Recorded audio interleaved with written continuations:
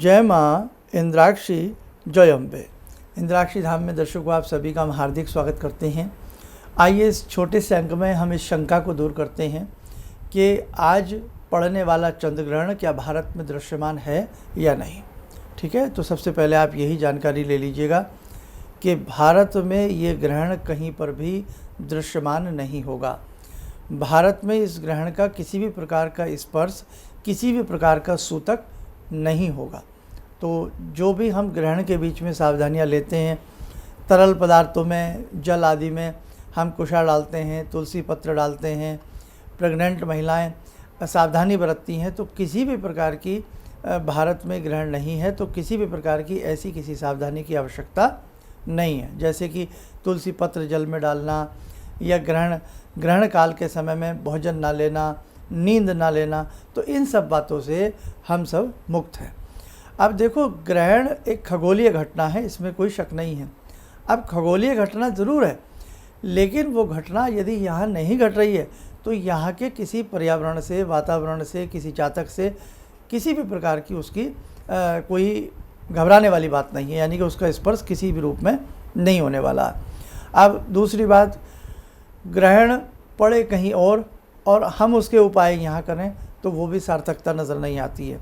ग्रहण पड़ रहा है कहीं और, हम राशि पे असर यहाँ ढूंढें तो ये भी बिल्कुल मिथ्या है, बिल्कुल ये भ्रम में डालने वाली भ्रामिक बातें हैं। ठीक है बेटा, तो इस बात का आप लोग ध्यान रखना। वो वाली बात हो गई, सर्दी ठंडी पड़ रही है न्यू जर्सी में और हम कोट पहन करके, रज़ाई ओढ़ करके यहाँ पे बैठ जाएं। बरसात पड़ रही है चेरापूंजी में और छाता लगा करके हम अपने घर में बैठ जाएं, तो ये हंसी वाली बात है ना। इसलिए बेटे ध्यान रखना, भ्रामक बातों में आजकल हमें जंजाल में बहुत ज़्यादा भ्रमित किया जाता है। अब ये ग्रहण है, अगर देखा जाए तो ये यूरोप में है, एशिया में है, अफ्रीका में है, उत्तरी दक्षिणी अमेरिका में है, पैसिफिक में है और हिंद महासागर में खंडग्रास के रूप में ये ग्रहण दिखाई देगा। भारत से इस ग्रहण का कोई अर्थ नहीं है, अर्थात किसी भी प्रकार का स्पर्श, मोक्ष, सूतक भारत में मान्य नहीं होगा। ना ही आपकी राशि के ऊपर इस ग्रहण का कोई असर आने वाला है, ना ही इस ग्रहण को लेकर के आपको किसी भी प्रकार की सावधानी की कोई चिंता की आवश्यकता है। ठीक है बेटा, हालांकि ये वीडियो मैं खेद प्रकट करता हूँ कि मैंने आपको बहुत लेट दी।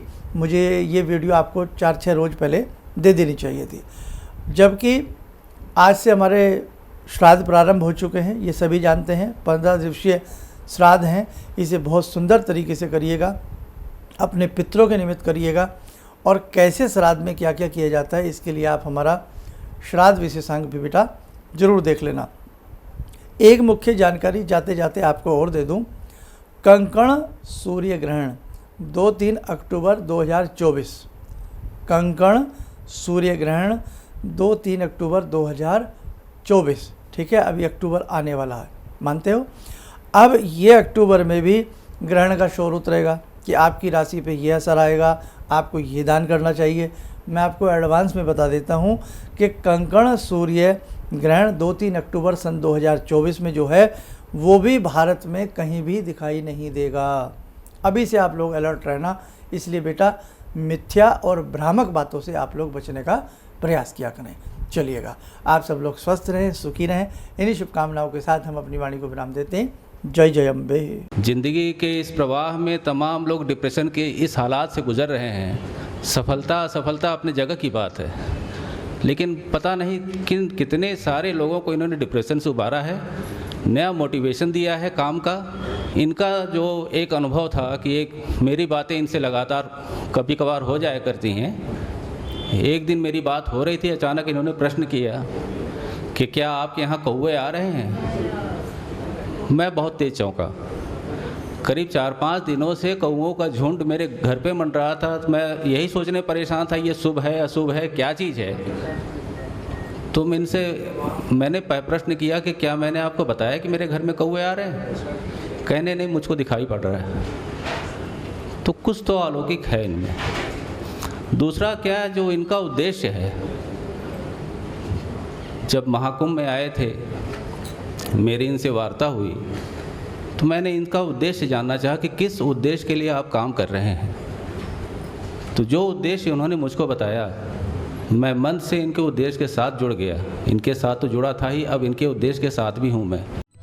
किसी भी समस्या के समाधान के लिए मिले प्रसिद्ध हस्तरेखा एवं वास्तु विशेषज्ञ प्रोफेसर धर्मेंद्र शर्मा जी से। नोट: शिविर में भाग लेने हेतु एवं व्यक्तिगत रूप से मिलने के लिए कॉल करने का समय सुबह 10 बजे से शाम 6 बजे तक। हमारे विभिन्न ज्ञानवर्धक कार्यक्रम देखने के लिए आप हमें अभी सब्सक्राइब करें, बेल आइकन को प्रेस करें ताकि आप देख सकें हमारा कार्यक्रम सबसे पहले। और अधिक जानकारी के लिए फेसबुक पेज को लाइक करना न भूलें।